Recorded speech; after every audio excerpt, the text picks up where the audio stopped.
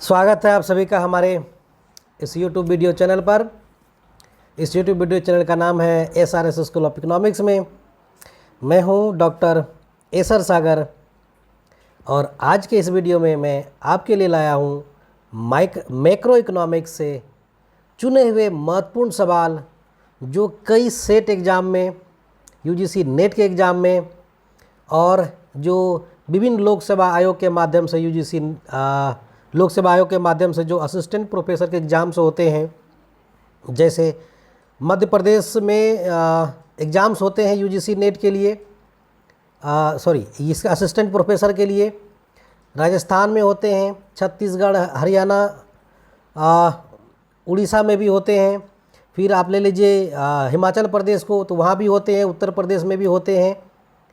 मित्रों, मैं सबसे पहले एक बड़ी बात बता दूं आपको कि आजकल क्या चल रहा है कि UGC ने एक नया गाइडलाइन जारी किया है, UGC regulation 2018 for appointment of assistant professor in universities and colleges.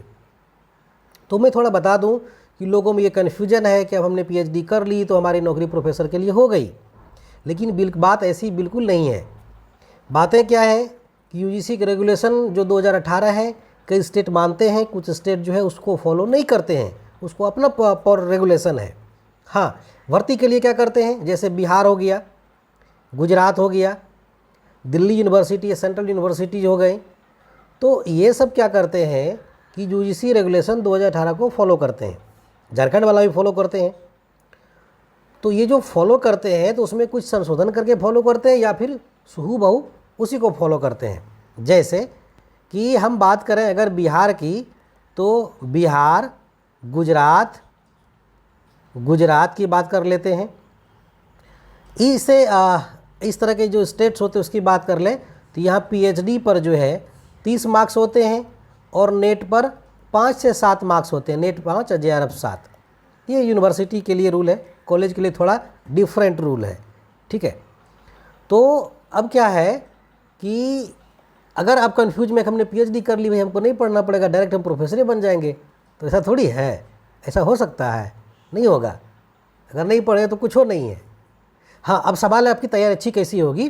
तो आपकी अच्छी तैयारी तभी होगी अगर आप नेट के एस्पिरेंट्स हैं या फिर PhD आपने कर ली है और आपको एग्ज़ाम देना है असिस्टेंट प्रोफेसर के लिए। तो ये भरोसे मत रहिए कि हम PhD कर लिए तो हम प्रोफेसर हो गए, नहीं तो जलेबियों छकना पड़ता है PhD करके, ठीक है। तो तैयारी अच्छी होनी चाहिए।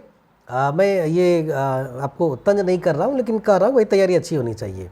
तभी तैयारी अच्छी कब होगी? जब आप उस हमारा वीडियो देखिएगा, तभी ना तैयारी अच्छा होगा। यानी कहने का मतलब है कि हम आपके लिए सवाल लेकर आए हैं कि अलग अलग लोक सेवा आयोग के माध्यम से जो मैक्रो इकोनॉमिक्स के जो समष्टि अर्थशास्त्र हैं, उससे संबंधित जो महत्वपूर्ण सवाल पूछे गए हैं, उन सवालों को लेकर आया हूँ, ठीक है। और उस सवालों का आंसर मैं आपके सामने कराऊंगा। क्या है, देखिए उन सवालों को। कभी कभी क्या होते हैं, बहुत जो कठिन प्रश्न पूछे जाते हैं, कभी कभी आसान प्रश्न भी पूछे, उसको लेकर आया हूँ। तो चलिए चलते हैं, देखते हैं उन सवालों को। बात ज़्यादा नहीं करते हैं, हम किसी वीडियो में आपको बताएंगे कि जो है क्या एलिजिबिलिटी है प्रोफेसर बनने की और किन किन राज्यों में कैसा कैसा प्रोसेस है और ये कैसे हो सकता है। तो सबसे पहले महत्वपूर्ण सवालों पर चलते हैं। बिना घमंड किए हमने PhD कर ली है, ठीक है। सबसे पहला सवाल है, ये जो सवाल देख रहे हैं सामने स्क्रीन पर है, ये MPPSC में जो असिस्टेंट प्रोफेसर एग्जाम हुआ था 2018 में, वो सवाल है मैक्रो इकोनॉमिक्स से। परमानेंट इनकम हाइपोथेसिस, ये हमने UGC नेट के ऑनलाइन क्लास में भी ये टेस्ट हमने लिया है, तो उसी को मैं लेके आया हूँ। देखिए, permanent income hypothesis belongs to, ये जो स्थायी आय परिकल्पना है किससे संबंधित है? इसका सही आंसर है मिल्टन फ्रीडमैन से। ये नेट के एग्जाम में कई बार इसको घुमा फिरा के भी पूछा गया है। किन्स जो है वो एब्सोल्यूट थ्योरी है, ड्यूजेनबेरी जो है ये रिलेटिव थ्योरी है, रिलेटिव। ये जो फ्रीडमैन है ये परमानेंट इनकम हाइपोथेसिस है। टॉबिन का जो है वो पोर्टफोलियो थ्योरी है, पोर्टफोलियो। किन्स के काउंटर में दिया था इन्होंने, पोस्ट केन्सियन इकोनॉमिस्ट हैं। दूसरा सवाल, आंसर सी हो गया, PQLI। दूसरा सवाल क्या है आपका? PQLI, physical quality life index जो है ये किसने दिया? थोड़ा मैं इस पेन को ये कर लूँ। हाँ, PQLI कॉन्सेप्ट किसने दिया? देखिए ये भी नेट में कई बार पूछा गया है। इसका सही आंसर क्या होगा ये आप जानते ही होंगे, मॉरिस ने दिया था। तीसरे सवाल पर चलते हैं। बिना समय गंवाए, जहाँ पर समय भी ज़्यादा लग सकता है तो उसको हम कम करने की कोशिश कर रहे हैं। Who gave the concept of liquidity trap? तरलता जाल का सिद्धांत किसने दिया? अच्छा, मैं आता हूँ इस पर। आंसर बताने के पहले थोड़ा बताता हूँ। आपने हनी ट्रैप का नाम सुना होगा। हनी ट्रैप में क्या होता है, भाई एक बार जो उसमें फंसा तो गया, ठीक है। तो यहाँ पर है लिक्विडिटी ट्रैप। लिक्विडिटी ट्रैप क्या है? तो हनी ट्रैप लिक्विडिटी ट्रैप में थोड़ा अंतर है भाई। हनी ट्रैप में जो है कोई भी फंस सकता है। लिक्विडिटी ट्रैप क्या है? देखिए किन्स ने क्या किया था कि जो स्पेकुलेटिव डिमांड फॉर मनी है, स्पेकुलेटिव डिमांड फॉर मनी, थोड़ा और छोटा कर लेता हूँ। हाँ, स्पेकुलेटिव डिमांड फॉर मनी वो क्या है देखिए बताते हैं। Speculative demand for money x या वाई रखते हैं, तो यहाँ रेट ऑफ इंटरेस्ट आर रखते हैं, यहाँ डिमांड फॉर मनी है, लिक्विडिटी डिमांड फॉर मनी या मनी डिमांड लिखिए। तो उन्होंने जो अपना कर्व दिया था लिक्विड LP कर्व, याद कीजिए ऐसे है LP कर्व, ये ऐसे सीधा पार्ट है, ये LP कर्व कहता है कि भाई अगर रेट ऑफ इंटरेस्ट ज़्यादा है तो लोग लिक्विडिटी अपने पास कम रखेंगे, ठीक है। क्या करेंगे? अपने पास कम। अगर रेट ऑफ इंटरेस्ट घट जाएगा तो अपने पास ज़्यादा रखेंगे। लेकिन एक इंटरेस्ट रेट वो भी होगा जिससे नीचे की वो उधारी देना नहीं चाहेगा किसी को, पूरा का पूरा अपने पास ही रख लेगा, उससे कम ब्याज दर पर बिल्कुल नहीं देगा उधारी, यानी सारा मनी का डिमांड कर लेगा। तो ये जो देख रहे हैं ना, ये OR डिमांड, ये यहाँ से लेकर के ये रेट ऑफ इंटरेस्ट यही है, इससे नीचे पे कोई उधार नहीं देगा, यानी इसी को कहते हैं लिक्विडिटी ट्रैप। ये ट्रैप में फंस जाता है। तो ये जो थ्योरी है ये किन्स का है, ठीक है। किसका है? किन्स का, लिक्विडिटी ट्रैप वाला। चलिए नेक्स्ट चलते हैं। In India which state has more forest region? सबसे ज़्यादा जंगल कहाँ है? आप जानते हैं पहले से ये कि मध्य प्रदेश में है। सवाल भी मध्य प्रदेश संबंधित था, MPPSC 2018 असिस्टेंट प्रोफेसर संबंधित है। चलिए नेक्स्ट चलते हैं। Who gave the employment multiplier? देखिए एम्प्लॉयमेंट मल्टीप्लायर कौन दिया था बता दो। ये दिया था काहन ने, ठीक है। इन्वेस्टमेंट मल्टीप्लायर है, इन्वेस्टमेंट मल्टीप्लायर जो है वो किन्स का है। मल्टीप्लायर वो किन्स का है, जो आपका फॉर्मूला होता है 1/1 MPC, किन्स का है। इन्वेस्टमेंट मल्टीप्लायर निवेश गुणक, काहन का है रोजगार गुणक, ठीक। चलिए नेक्स्ट सवाल पर चलते हैं। ये देखिए मुद्रास्फीति में कौन लाभान्वित होता है, यानी अगर महंगाई हो तो किसको फ़ायदा होता है महंगाई में? Who is benefited during money inflation? मुद्रास्फीति में किसको फ़ायदा है? देखिए सेवर जो बचत करने वाला है, लेंडर जो ऋण देने वाला है, ठीक है, बोरोवर जो ऋण लेने वाला है, और जो पेंशनर है, पेंशनधारी, किसको फ़ायदा है? देखिए इन्फ्लेशन जब होता है ना तो मनी वैल्यू क्या होता है? घटता है। तो जो बचत करने वाला है वो मान लीजिए 100 रुपया बचत करके रखा, 1 साल बाद पता चलेगा 100 रुपया का वैल्यू कम हो गया, नुकसान हो गया। ऋण देने वाला है वो आज मान लीजिए 100 रुपया ऋण दिया, अब महंगाई चल रही है, महंगाई बढ़ रही है, तो उसको जो मिलेगा रिटर्न फिर 100 रुपया मिलेगा। तो आज 100 रुपया दिया, आज का जो वैल्यू है, अब फिर उसको 1 साल के बाद जो मिलेगा उसका जो वैल्यू क्या हो जाएगा? घट जाएगा। तो लेंडर को भी नुकसान हो गया बेचारा को। अब ऋणी जो है वो किसको क्या होगा? मान लीजिए हमने 100 रुपया आज कर्जा लिया और हम लौटाएंगे 1 साल के बाद 100 रुपया या 6 महीना के बाद 100 रुपया, तो जिसने हमने कर्जा लिया था उसमें 100 रुपया की वैल्यू ज़्यादा थी, और अब जो लौटा रहा हूँ उसमें 100 रुपये वैल्यू कम, तो हमको तो फ़ायदा हो गया, ठीक है। तो जो ऋणी होता है उसको क्या होता है? इसमें लाभ होता है, किसमें? मुद्रास्फीति में, बाकी को नुकसान होता है। चलिए नेक्स्ट पे चलते हैं। हाँ, कौन मुद्रा की माप की व्यापक अवधारणा है? विच of the following is border measure of supply of money? हाँ, तो इसमें जो सवाल हमारा है वो क्या है कि विच of the following broader measure of supply of money, मुद्रा की मांग की जो व्यापक अवधारणा है वो कौन सी है? व्यापक अवधारणा पूछा है, देखिए कौन सी है। M1 है, M2, M3, M4 है, ठीक है, चारों है। M1 में क्या होता है? करेंसी विद द पब्लिक, उसका डिमांड डिपॉजिट कितना है, प्लस जो है अदर डिपॉजिट कितना है। M2 में क्या होगा, M2 में M1 प्लस हो जाएगा कि जो सेविंग डिपॉजिट है आप पोस्ट ऑफिस में वो हो जाएगा, post office POST post office. M3 में आ जाएगा M1 प्लस जो टाइम डिपॉजिट है विथ बैंक में वो आ जाएगा, टाइम डिपॉजिट विथ बैंक्स। और M4 में जो आ जाएगा M3 plus total deposit, total deposits आप पोस्ट ऑफिस PS लिख देते हैं, पोस्ट ऑफिस सेविंग ऑर्गेनाइजेशन लिखिए। इसमें एक्सक्लूड कर देता है EXCLUD एक्सक्लूड NSC को, इसको एक्सक्लूड नेशनल सेविंग सर्टिफिकेट को छोड़ दिया जाता है। ब्रॉडर मेजर कौन है, देखिए यहाँ पर एक बात बता दूँ, ये जो सवाल और पूछे जाते हैं वो कैसा सवाल है। ये तो हो गया इसमें क्या क्या शामिल है। इसमें जो महत्वपूर्ण सवाल है, नेट में कई बार इस सवाल को पूछा गया है, एक बार नहीं कई बार नेट में पूछा गया है। ये सवाल कितना इम्पोर्टेंट है ये समझ सकते हैं, एक बार नहीं कई बार पूछा गया है अलग अलग नाम से।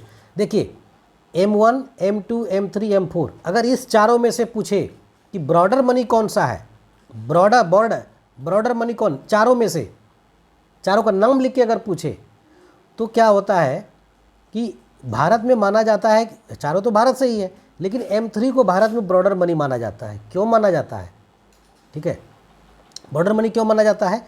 देखिए यहाँ पर एक सुखमय चक्रवर्ती नाम है, सुखमय चक्रवर्ती, सुखमय चक्रवर्ती हैं, अभी नहीं है, वो थे सुखमय चक्रवर्ती थे। वो एक वर्किंग ग्रुप था, मॉनेटरी वर्किंग ग्रुप, उसका chairman, monetary working group, monetary working group का जो चेयरमैन था वो था सुखमय चक्रवर्ती, ठीक है। अब मर गए प्रोफेसर, तो कह सकते हैं लेट प्रोफेसर सुखमय चक्रवर्ती। उन्होंने रिकमेंड किया कि भारत में जो है M3 को बॉर्डर मनी माना जाए, तब से जो है M3 को ही ब्रॉडर मनी माना जाता है कि वो व्यापक मुद्रा है।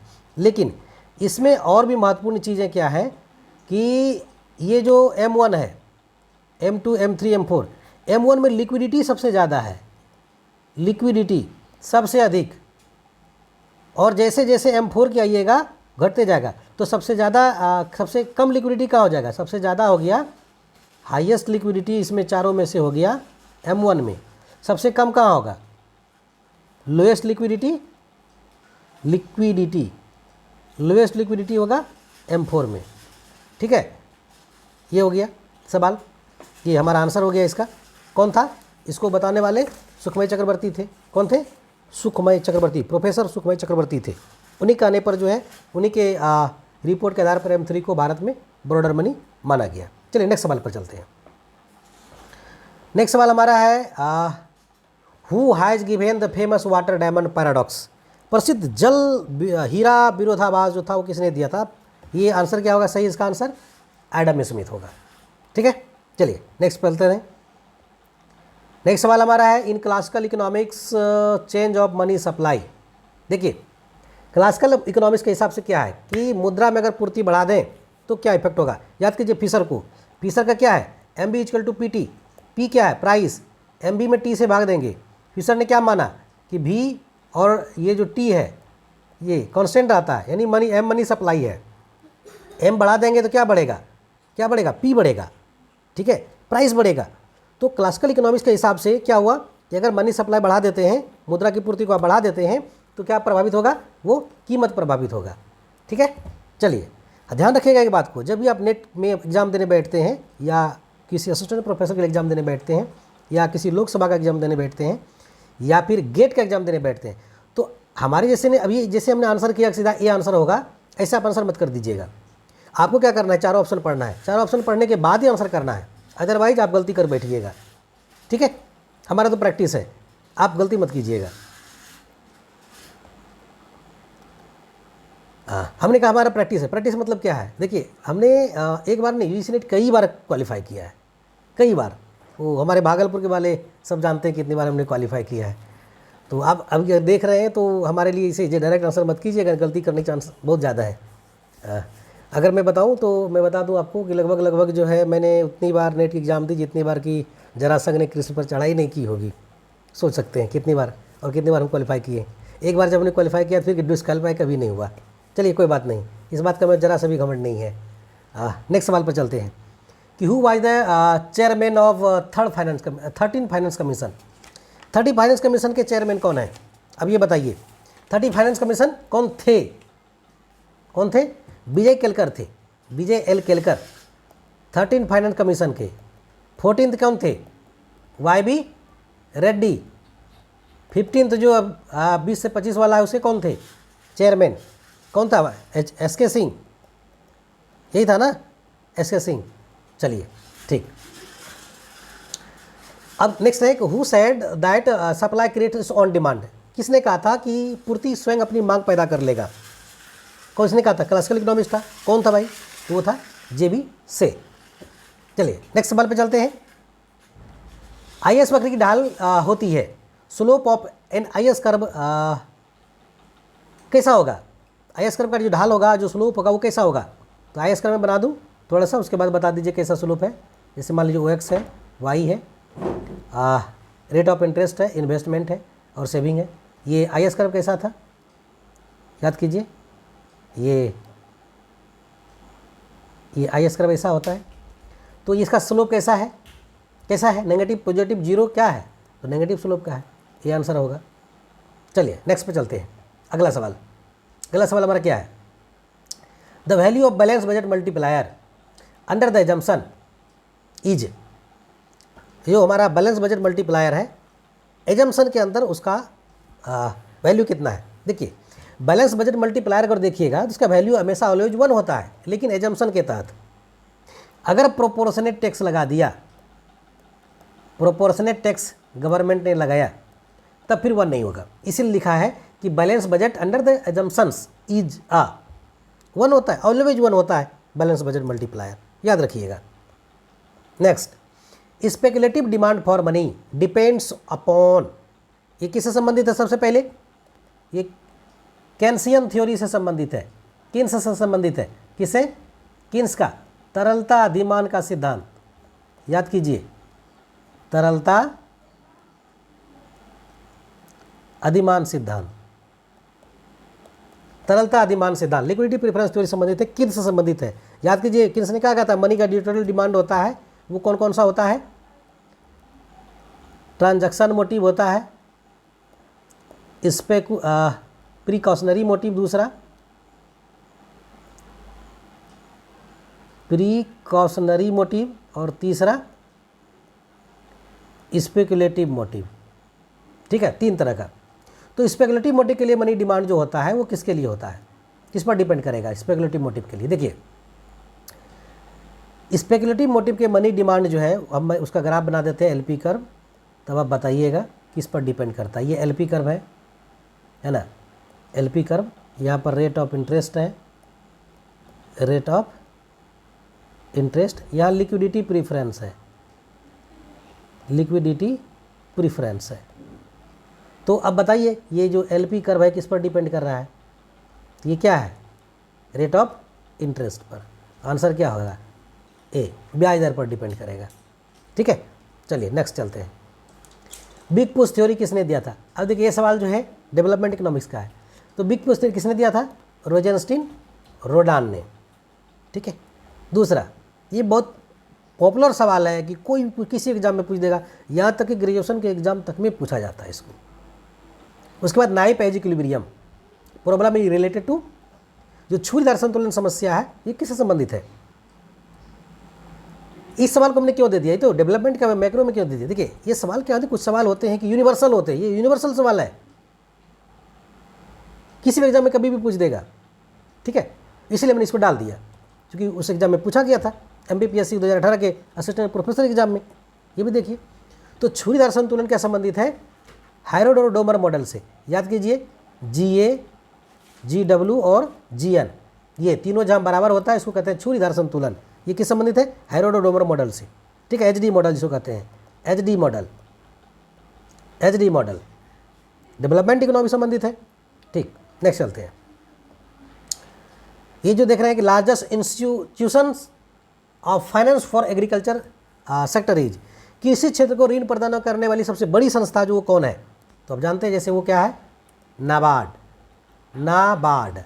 नाबार्ड है, ठीक है, कौन है, नाबार्ड। चलिए, Euler theorem is related to, ये मैथमेटिकल विषय है, बीच में घुस गया आके, डिस्ट्रीब्यूशन, ये डिस्ट्रीब्यूशन से संबंधित है यूलर थ्योरम।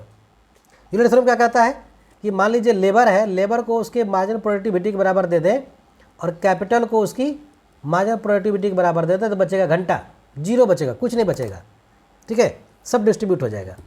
नेक्स्ट, रैचेट प्रभाव किसने दिया? रैचेट इफेक्ट, इसका आंसर है डुजेनबेरी, क्या आंसर होगा? डुजेनबेरी। डुजेनबेरी किससे संबंधित है? Relative income hypothesis, relative hypothesis से इसी संबंधित दो प्रभाव है, एक है रैचेट इफेक्ट, कौन कौन है? रैचेट इफेक्ट, और दूसरा है डिमोनिस्ट्रेशन इफेक्ट, प्रदर्शन प्रभाव, डिमोनिस्ट्रेशन इफेक्ट उसी संबंधित है, किससे? डुजेनबेरी से, रिलेटिव इनकम हाइपोथेसिस से, समझ गए? चलिए, क्या क्या इसमें 3 आंसर हो जाएगा। रिलेटिव इनकम हाइपोथेसिस किसने दिया? डुजेनबेरी। रैचेट इफेक्ट डुजेनबेरी, डिमोनिस्ट्रेशन इफेक्ट डुजेनबेरी, ठीक, कंप्लीट। चलिए आगे बढ़ते हैं। अब देखिए नेक्स्ट सवाल है, consumer surplus concept has been given by, consumer surplus जो बजट की धारणा है किसने दिया था? याद है? ये रिकार्डो क्या है? रेंड थ्योरी है। एजबर्थ क्या है? जो एजबर्थ बॉक्स है, एजबर्थ बॉक्स में पेरेटो ने अपना एनालिसिस किया था। पेरेटो जो वेलफेयर इकोनॉमिक संबंधित है, हालांकि इंडिफरेंस कर्व से संबंधित है। मार्शल क्या है? यही कंज्यूमर सरप्लस है। तो किसने दिया था कंज्यूमर सरप्लस का सिद्धांत? मार्शल ने दिया था। इसका आंसर क्या होगा? डी, ठीक है। चलिए नेक्स्ट चलते हैं। हु प्रोपोंडेट द कॉन्सेप्ट ऑफ पूरा मॉडल? ले, अब पूरा मॉडल क्या है? तो नया मॉडल कौन सा होगा? ये पूरा मॉडल पुराना, तो नया मॉडल कौन होगा? पूरा मॉडल क्या है? पूरा मॉडल, पूरा नाम क्या? पूरा मॉडल पी का नाम है provision of urban in rural areas, पूरा मॉडल है। ये APJ अब्दुल कलाम ने दिया था 2003 में, 26 जनवरी 2003 को, कि शहरी क्षेत्रों में, ग्रामीण क्षेत्रों में शहरी जैसी सुविधाएं प्रदान करना उनका टारगेट था। चलिए, इसलिए इसको पूरा नाम पूरा मॉडल है। इकोनॉमिक्स में पूरा मॉडल है ये। तो न्यू मॉडल भी है, NEW, new model. New model क्या है? NEW, new model. ये इसको होता है full form net economic welfare, पुराना। तो नया पुराना दोनों का आंसर मिल गया आपको। चलिए, अब्दुल कलाम पूरा दिया तो हम लोग नया दे देते हैं। चलिए, अब जो है अगला सवाल जो है वो है market with 1 buyer and many seller. देखिए, बायर कितना है? बायर मतलब खरीदने वाला एक ही है, बेचने वाला बहुत है। जब बेचने वाले बहुत हो लेकिन खरीदने वाला एक हो तो उसको कहते हैं क्रेता एकाधिकार। क्रेता का एकाधिकार है, वो मोनोप्सोनी होता है। क्रेता एकाधिकार, मोनोप्सोनी, तो एक ही क्रेता है, बेचने वाले बहुत हैं, क्रेता का एकाधिकार है मार्केट पे, मोनोप्सोनी। तो बायलैटरल मोनोपोली में क्या होता है? यहाँ पर देखिए दोनों एक होता है, एक बायर होता है और एक सेलर होता है, ठीक है। तो परफेक्ट मार्केट में क्या होता है? मेनी बायर्स और मेनी सेलर्स, दोनों अधिक संख्या होता है, large number of buyer and sellers. चलिए नेक्स्ट चलते हैं। Returns on saving is called, जो बचत होता है उस पर जो रिटर्न मिलता है उसको क्या कहते हैं? उसको कहते हैं ब्याज, रेट ऑफ इंटरेस्ट। इंटरेस्ट कहते हैं जो सेविंग पर आपको मिलता है, प्रतिफल, रिटर्न। नेक्स्ट चलते हैं। IPR में कौन शामिल होगा? IPR मतलब इंटेलेक्चुअल प्रॉपर्टी राइट। IPR कौन कौन शामिल होगा? पेटेंट, कॉपीराइट, ट्रेडमार्क का सब। देखिए ये सारे शामिल होंगे।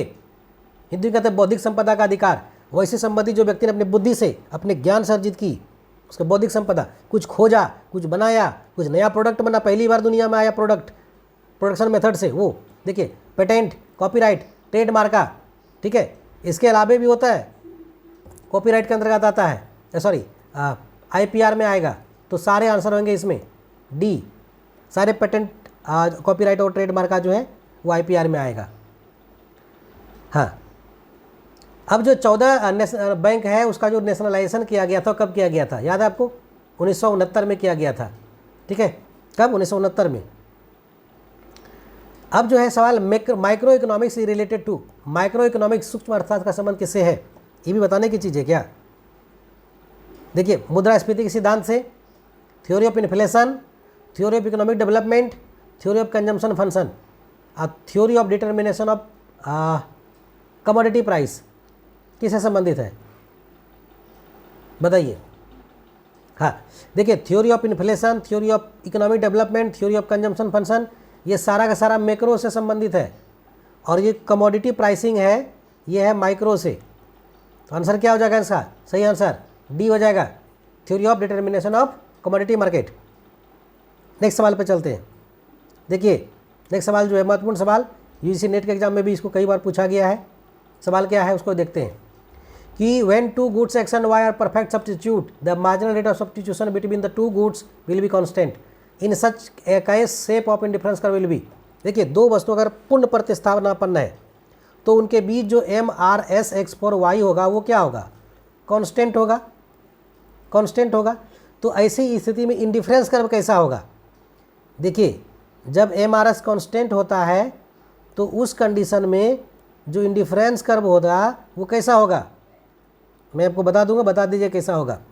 या एक्स पर एक्स गुड्स रखते हैं और वाई पर वाई गुड्स रखते हैं, तो इसका जो स्लोप होता है वो ऐसे होता है, सीधा नेगेटिव स्लोप का ऐसे होगा। कब? जब एम आर एस एक्स पर वाई कॉन्स्टेंट हो, तो नेगेटिव स्लोप स्ट्रेट लाइन होगा। आंसर क्या होगा? ए होगा। ठीक, चलिए आगे बढ़ते हैं नेक्स्ट सवाल पर। नेक्स्ट सवाल है हमारा, हाँ, which of the following is not true for Keynesian theory of employment. कौन किन्स के रोजगार सिद्धांत संबंधित नहीं है? सरकारी हस्तक्षेप, पूर्ण रोजगार, अल्पकाल प्रभावी मांग, कौन संबंधित नहीं है? सही आंसर क्या है? देखिए, सरकारी हस्तक्षेप की बात करता है किन्स, शॉर्ट पीरियड संबंधित है, इफेक्टिव डिमांड है। तो ये जो फुल एम्प्लॉयमेंट है ये क्लासिकल थ्योरी का है, किन्सन थ्योरी का नहीं है। तो आंसर क्या हो जाएगा इसका? B. Next, which of the following instrument not a part of monetary policy. कौन मॉनेटरी पॉलिसी संबंधित नहीं है? देखिए, bank rate, discriminatory interest rate, open market operation, जो रिडम्पशन ऑफ पब्लिक डेब्ट बाय द गवर्नमेंट, ये मॉनेटरी पॉलिसी है, ये भी मॉनेटरी पॉलिसी, ये भी मॉनेटरी पॉलिसी, ये है फिस्कल पॉलिसी, एफपी, जो गवर्नमेंट अपनाती है। डी। आंसर क्या हो जाएगा? कह रहा है कि मॉनेटरी पॉलिसी नहीं है, तो डी। डी क्या है? फिस्कल पॉलिसी है, फिस्कल पॉलिसी है। चलें नेक्स्ट चलते हैं, आगे बढ़ते हैं। अब ये सवाल है कि during the inflation the change in value of money of and price of commodity. ये जो इन्फ्लेशन होता है, मुद्रास्फीति होती है, उसमें मुद्रा का मूल्य और कीमत में क्या संबंध है? देखिए, मुद्रा का जो मूल्य होता है वो 1/, कीमत होता है। कीमत का क्या है? उल्टा संबंध है। कीमत अगर बढ़ेगा तो वैल्यू घटेगा, अगर कीमत घटेगा तो वैल्यू बढ़ेगा। तो अपोजिट संबंध है, अपोजिट डायरेक्शन में रिलेशन है। इसका आंसर होगा बी।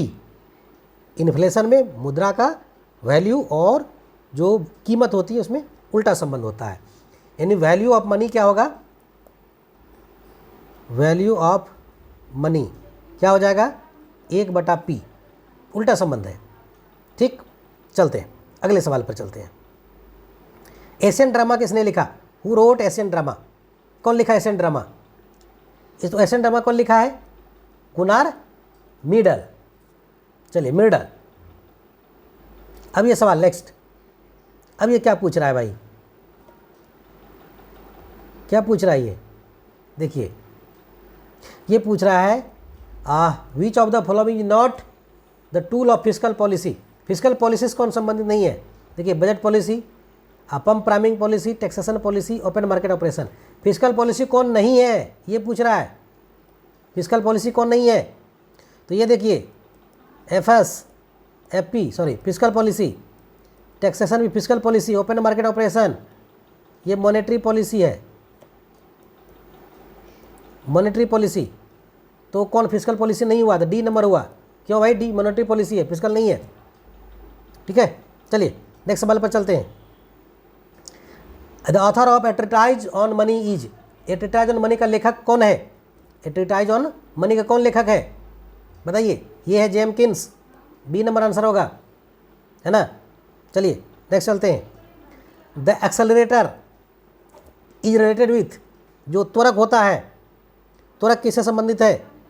त्वरक, देखिए ये इंड्यूस्ड इन्वेस्टमेंट, निवेश, इसको कहते हैं प्रेरित निवेश। क्या कहते हैं? प्रेरित निवेश। ये ऑटोनोमस जो होता है ये स्वायत्त होता है, स्वायत्त निवेश। और ये दोनों है, कोई नहीं है इसमें, बताइए कौन होगा? हाँ देखिए, प्रेरित निवेश जो होता है ना, मल्टीप्लायर और एक्सेलरेटर जो है, एक्सेलरेटर जो संबंधित होता है वो प्रेरित निवेश से होता है, इंड्यूस्ड इन्वेस्टमेंट, आंसर होगा ए। नेक्स्ट चलते हैं। The equation of high power money is, high power money जो है वो कौन सा इक्वेशन है? देखिए ये भी नेट के एग्जाम में कई बार पूछा है, बहुतों बार पूछा है, और कई जो सेट एग्ज़ाम होते हैं वहाँ भी पूछा गया है, और जो असिस्टेंट प्रोफेसर एग्ज़ाम है कई स्टेट्स में वगैरह होते हैं, जैसे कि हरियाणा हो गया, आपका हिमाचल प्रदेश हो गया, उत्तर प्रदेश हो गया, पीजीटी का, टीजीटी का, या फिर कॉलेज का हो गया, इन सब में जो है कई बार पूछा गया सवाल। तो हाई पावर मनी जो होता है वो होता है C+R, cash plus reserve ratio, और यहाँ पर C+R नहीं है, तो यहाँ पर बी आंसर होगा। क्यों? See, cash plus reserve plus extra reserve, ये तीनों जोड़ा जाता है हाई पावर मनी में। ठीक है, तो बी आंसर होगा। नेक्स्ट चलते हैं। ये देखिए, कौन मिल्टन फ्रीडमैन का जो है ये which of the following demand function as given by Milton Friedman is correct. Milton Friedman कौन संबंधित है? याद कीजिए, मिल्टन फ्रीडमैन को क्या था? फंक्शन ऑफ डब्ल्यू वेल्थ है, कहीं इसको वाई भी लिखता है, H R M R B R E delta P by P और यू सब था। यहाँ वाई को डब्ल्यू, ये एच है, इसको कभी कभी वाई भी लिखता है, तो यहाँ वाई लिखा हुआ है, और जो डेल्टा पी बटे पी है ये देखिए जी पी लिखा हुआ है, पी तो ये है जी, तो आंसर इसका क्या होगा? एक नंबर होगा, क्योंकि ये पी को अगर हम इधर ला लेते हैं तो एम बटे पी हो जाएगा, ये एम बटे पी बचेगा कौन? बाकी बचेगा W H R M R B R B, ये यहाँ पर हम इसको वाई भी लिख सकते हैं, तो आंसर क्या होगा? ए होगा। अब जो है अगर आई एस कर्व जो है दाहिने शिफ्ट करता है तो क्या हो इंगित करता है? आई एस कर्व बताइए क्या है? I S curve O X Y, I S curve मान लीजिए ऐसा है, अगर ये दाहिनी ओर शिफ्ट करता है तो क्या होगा? आई एस, दाहिनी ओर मतलब उस तरफ, जिसका मतलब होता है कि इन्वेस्टमेंट का बढ़ना, कि इन्वेस्टमेंट इंक्रीज कर गया, उसी रेट ऑफ इंटरेस्ट पर इन्वेस्टमेंट का बढ़ जाना। उसके बाद who propounded the concept of inflationary gap, इसको कहते हैं स्फीतिक अंतराल। क्या कहते हैं? स्फीतिक अंतराल की अवधारणा जो है किसने दिया? ये किसने है? किन्स ने दिया। याद कीजिए, inflationary gap, national income topic संबंधित है, इन्फ्लेशनरी गैप ये किन्स ने दिया है। चलिए नेक्स्ट चलते हैं। हाँ नेक्स्ट देखिए, ये जितने भी सवाल आपके सामने दे रहा हूँ मैं, ये सारे के सारे आपके लिए बहुत ही इंपॉर्टेंट सवाल हैं, किसी भी तरीके से इसको इग्नोर नहीं किया जा सकता है। कोई भी कॉम्पिटिटिव एग्जाम देने बैठेगा, इकोनॉमिक्स से प्रोफेसर का, सेट का, नेट का, गेट का, तो आपको ये सवाल पूछ दिए जाएंगे। तो क्योंकि मैं इसलिए बता रहा हूँ कि मुझे नेट का कई सालों का एक्सपीरियंस है, कई सालों क्या, मैंने एक दशक से ज़्यादा एग्ज़ाम दिया। सोच लीजिए, मैंने 2012 में एग्ज़ाम शुरू किया था और 2023 तक एग्ज़ाम दिया, कितने सालों का एक्सपीरियंस, इसलिए मैं आपको बता रहा हूँ। ये सवाल घूम फिर के आते रहते हैं। तो ये जो सवाल है, revise equation of quantity theory of money is given by, quantity theory of money जो फिशर का है, रिवाइज इक्वेशन कौन सा है? याद कीजिए, फिशर का जो इक्वेशन है क्वांटिटी थ्योरी ऑफ मनी का, M V equal to P T है, ये था M V equal to P T या P T equal to M भी। लेकिन बाद में इसको इन्होंने मॉडिफाई कर दिया, मॉडिफाई क्या किया कि एम भी में जोड़ दिया बैंक में जो जमा मुद्रा है और उसका सर्कुलेशन रेट है, एम डैश भी डैश। तो इसमें से कौन सा, या M1 V1 लिखिए, कौन सा होगा? M B plus M1 V1, ये बी नंबर है तो बी नंबर सवाल होगा। रिवाइज पूछ रहा है, पुराना वाला ये है ओल्ड, और ये वाला जो फॉर्मूला आया ये रिवाइज्ड आया। ठीक है, चलिए नेक्स्ट चलते हैं। नेक्स्ट है कि विच of the following equation of Pigou, Pigou का समीकरण कौन है। देखिए पीगू के दो इक्वेशन है, एक है P M is equal to K R या P is equal to K R बटा एम, एक इक्वेशन है। दूसरा इक्वेशन जो इसका है, इसी इक्वेशन में इन्होंने जोड़ दिया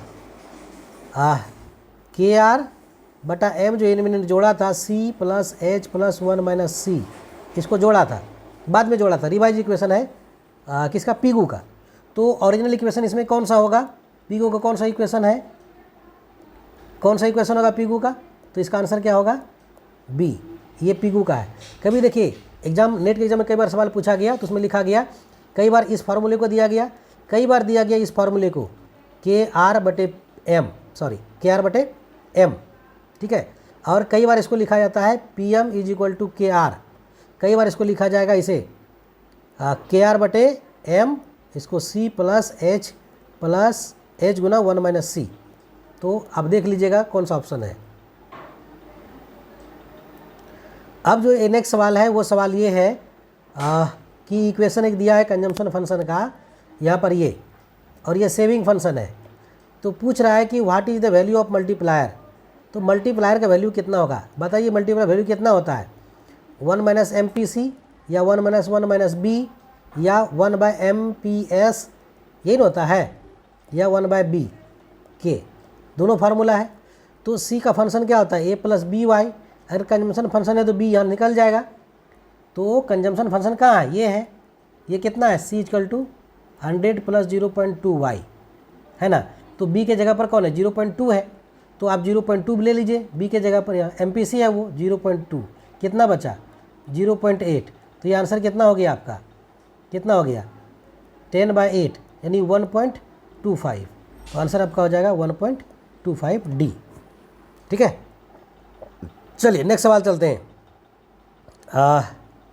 ये है when present government has announce the demonetisation, demonetisation जो है वर्तमान सरकार ने कब लागू किया था, आंसर क्या होगा, याद होगा आपको, भूले नहीं होंगे इसको, 8 नवंबर 2016 को रात में किया था, ठीक है।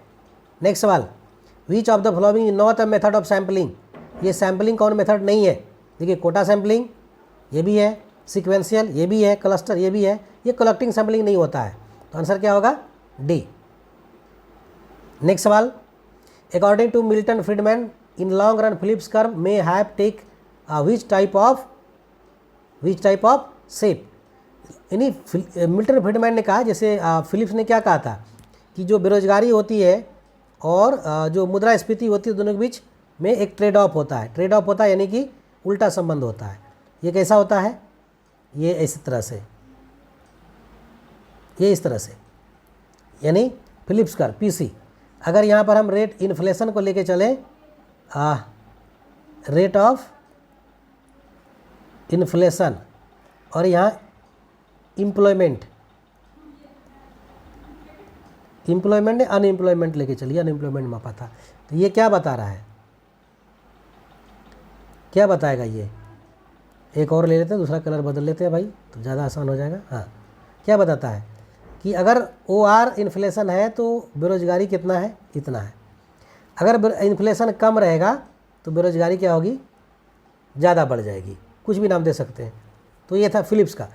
लेकिन जो मिल्टन फ्रीडमैन थे उन्होंने कहा नहीं, ऐसा नहीं होता है, शॉर्ट रन में हो सकता है ऐसा, लेकिन लॉन्ग रन में जो होगा वो होगा फिलिप्स कर्व जो होगा ये इस तरह से होगा, लॉन्ग रन में दोनों के बीच कोई ट्रेड ऑफ नहीं होता, लॉन्ग रन LPC कहते हैं इसको, है ना।